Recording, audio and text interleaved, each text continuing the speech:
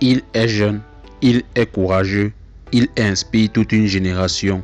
Mais malgré sa détermination, le capitaine Ibrahim Traoré est confronté à de puissants obstacles. Pourquoi son combat pour libérer le Burkina Faso semble-t-il si difficile?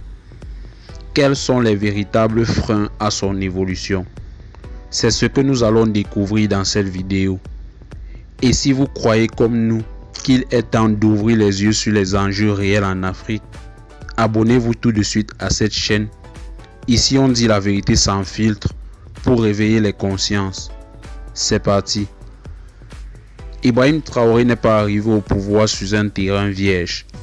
Il a hérité d'un pays affaibli par des décennies de mauvaise gouvernance, de corruption et de dépendance extérieure.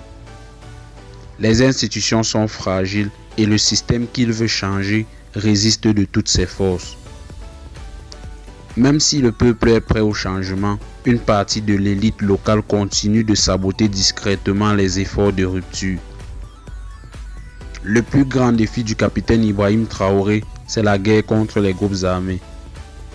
Ces terroristes sont lourdement armés, souvent mieux organisés et profitent de complicité à l'intérieur comme à l'extérieur du pays. Malgré la mobilisation des volontaires et des forces de défense et de sécurité, les moyens manquent. L'armée fait face à des ennemis invisibles avec des armes modernes, pendant que certains partenaires étrangers ferment les yeux ou jouent double jeu.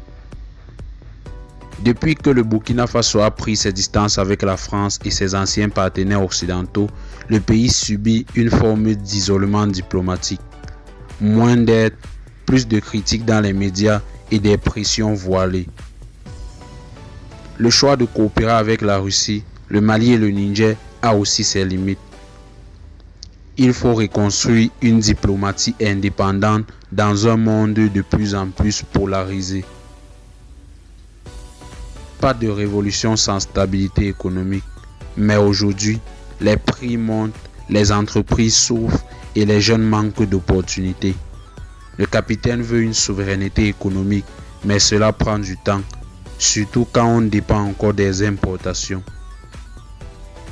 Les Burkinabés attendent des résultats concrets et l'impatience commence à monter. Autre frein majeur, la guerre de l'information.